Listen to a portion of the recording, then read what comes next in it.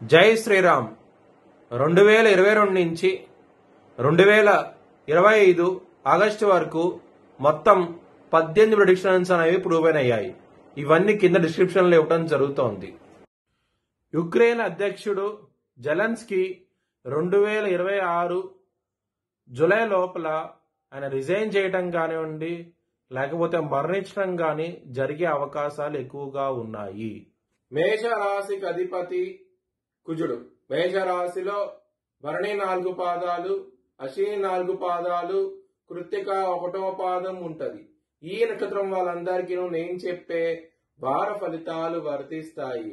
ఈ వారంలో మీకు లాభస్థానంలో రాహువు అలాగే శుక్రుడు, ఈ 2 గ్రహాలు మాత్రమే మేషరాశి వారికి యోగిస్తున్నాయి.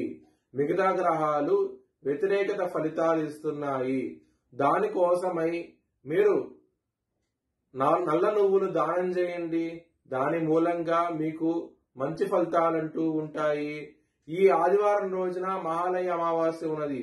ఆ రోజున బ్రాహ్మణుడికి నల్ల నువ్వులు దానం చేయండి, మీకు మంచి ఫలితాలు ఉంటాయి. ఇలాంటి శని ఉన్నది మీకు. శని గారు 12వ స్థానంలో ఉన్నారు. దాని మూలంగా మీకు నష్టాలను ఎక్కువగా చూస్తూ ఉంటారు. ఈ వారంలో కొంచెం జాగ్రత్తగా ఉండండి.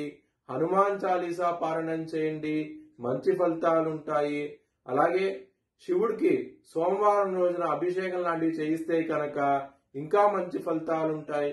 ఎందుకంటే మిగతా గ్రహాలన్నీ వ్యతిరేకత ఉన్నాయి కాబట్టి శివుణ్ణి ఆరాధించండి, మంచి ఫలితాలంటూ ఉంటాయి.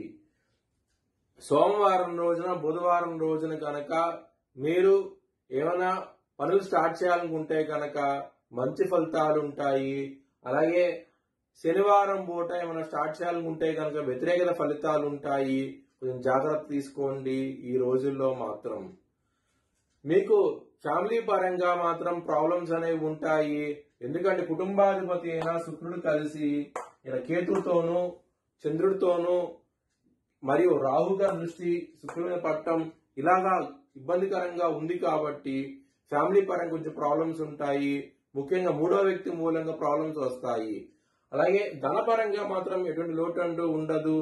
శుక్రుడు దృష్టి రాహు మీద ఉండటం మూలంగా రాహు లాభస్థానంలో ఉన్నారు కాబట్టి మీకు ధనపరంగా మాత్రం ఎటువంటి ప్రాబ్లమ్స్ ఉండవు. ఈ వారంలో మాత్రం లవర్స్ కి మాత్రం ఈ వారం అనేది ప్రాబ్లమాటిక్ గా ఉంటది. శనిగా దృష్టి మీకు 5వ స్థానం అయిన అధిపతి అయిన సూర్యుడి మీద పడుతుంది కాబట్టి కొంచెం ఇబ్బందికరమైన వాతావరణం అంటూ ఉంటది. మీకు జాగ్రత్త తీసుకోండి. లవ్ ప్రపోజ్ చేయకండి, రిజెక్ట్ చేసే అవకాశాలు ఎక్కువగా ఉన్నాయి. హెల్త్ పరంగా మాత్రం ప్రాబ్లమాటిక్ గా ఉంటది. కొంచెం జాగ్రత్తగా ఉండండి. మీరు విష్ణు సహస్రం పారాయణం చేసుకోండి, మంచి ఫలితాలంటూ ఉంటాయి.